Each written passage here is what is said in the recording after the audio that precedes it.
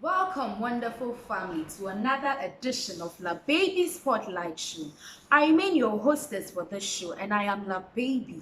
Today, we are discussing another beautiful subject. How do I manage my life with an inadequate income? And today, joining me to do this discussion is in the person of Minister Isaac Wache.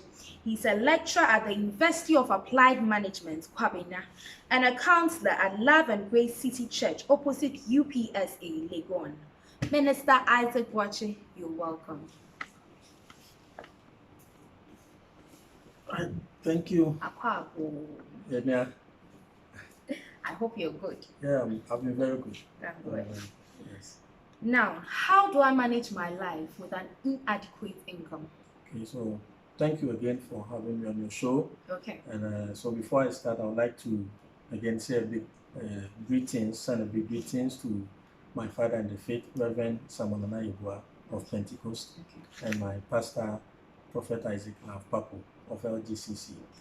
Yes, so yes. So first of all, it's very important for people to understand. Of course, when it comes to finances, there's a whole lot of things we have to talk about. But then I'm going to give some key things that people should focus on, which is major keys. Exactly, which will really bring about a huge impact.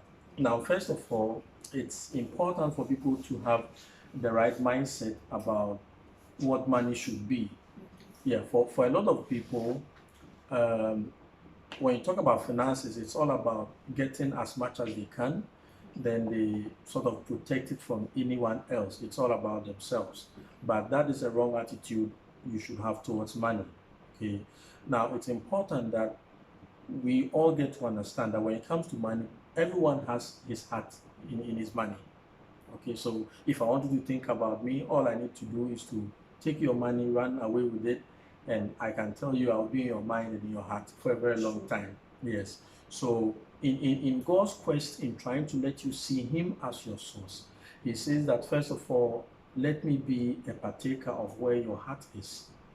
And so when we talk about issues of, let's say, paying of tithe in church, or not paying of tithe, but sowing seeds of tithe, or blessing ministers of God, it's not, you are not doing that because you want God to bless you, but you need to understand that God has blessed you, and then you do that. Talking about someone with a limited income, the person will say, I have limited income, why do you want me to do that? Again, that is where the perception comes from. But then the issue is, it all begins from God. You should trust that God is the one who is able to call light out of darkness. God is the one who is saying that he wants to be a partaker of your income, no matter how small or big it is. And so it always begins from him. So we should trust God, number one. Trust God, number one. And you don't trust God with your income by saying it with your mouth that you trust him with your income. You trust him with your income by taking a part of your income and putting it into his kingdom, of which you are part of. So that is where the actual trust is. Okay, so that is in the Christian side. Yes, the Christian view. Exactly. What if, as for me, I'm not a Christian? Yes, so you are not a Christian, then you get to receive Christ for yourself. Okay, and that is the most important thing. Okay, then the next thing you ought to do is that, you see, I've been there before with a very, very little income. Okay, and apart from, so besides the first step that I took, which was inviting God into my life and in my finances, the next thing you do, of course, which is based on the wisdom God gives you, is that most people want to, when people receive their salary, what they do mostly is that they would want to, first of all, spend and then save what is left. But it ought not be so. It ought to be the opposite. So first of all, you rather decide how much to save, then you try, or you put in the effort to use what is left. So it's the opposite. Not to cut you, but here in the case you're talking about savings here. What if, let's say, in a month I get just maybe 30 cedis? Yes. And where I work, for instance, from my home to the workplace, I don't know which one I'll even use for TNT. Talk of eating. Before I finish, the money is finished. So at the end of the day, I cannot even save. So someone like this, what can this person do? Yes, so apart from what we said from the beginning, inviting God into it, definitely, you see, the reason why we always stress on the issue of savings, it is not we are not saving, we are not saying save because you have much, but we are saying save because it helps to build a certain principle into you, the principle that wastage is not good. And so, no matter how small your income is, put something down. Money is something temporal, but when you save it, you are giving it a longer lifespan. And so definitely you have to save as little as you can. No matter what you can, you just save it. Then secondly, if I may continue, what or you want to come in? Yeah, I wanted to ask that yes, we agree that saving is good, but someone will also argue out that at the end of the day we'll all die.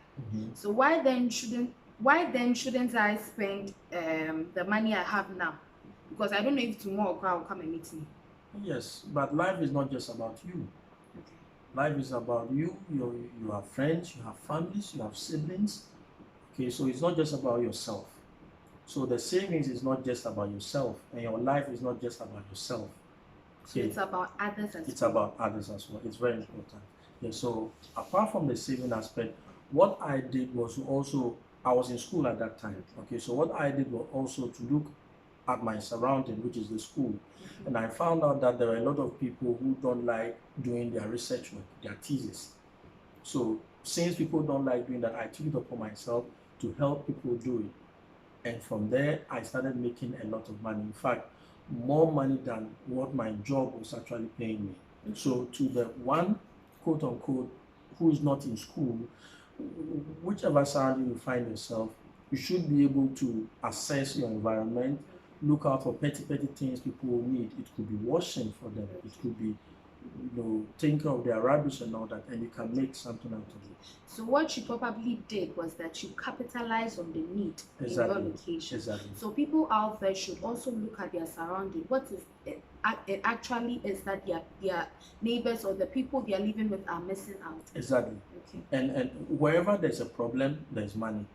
So that's the mindset you should have. That wherever and there are problems everywhere.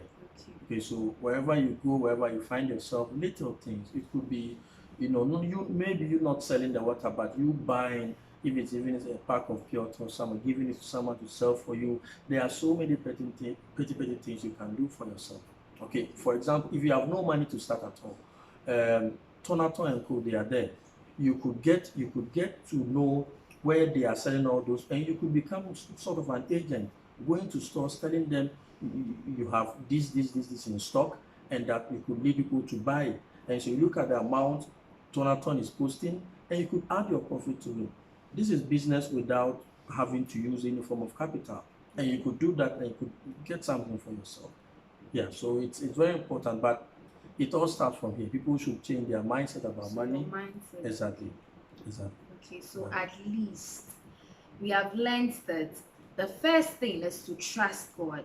When you trust God, other things will follow. The second is cultivate the habit of saving. At least, even if you get 50 cedis a week or a month, whatever be the amount, even if it's so small or it's so big. Yes, the truth is it's difficult, or don't you agree that the process is difficult? Yes, but at least try as much as possible, even if it's 10 pesos, 5 pesos, 20 pesos, 1 cedi, put it down, because you don't know what your tomorrow will be like.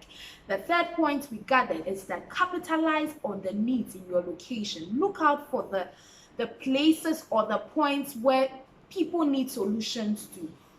Be it you washing people's clothes, washing people's cars, going to the market for people. I mean, they may look so small and irrelevant, but who knows, tomorrow you may be somewhere around the globe that people may even marvel at where you've gotten to. Thank you for listening to us, and thank you, Minister Wachi. You're always welcome. Thank you. God bless you. Bless you too. This is where we'll be drawing the curtains down of the Spotlight Show, the Baby Spotlight Show. Don't forget that you always have to be in the spotlight. Come whatever be the issue, you have to be in the spotlight. Be the light in the void of darkness.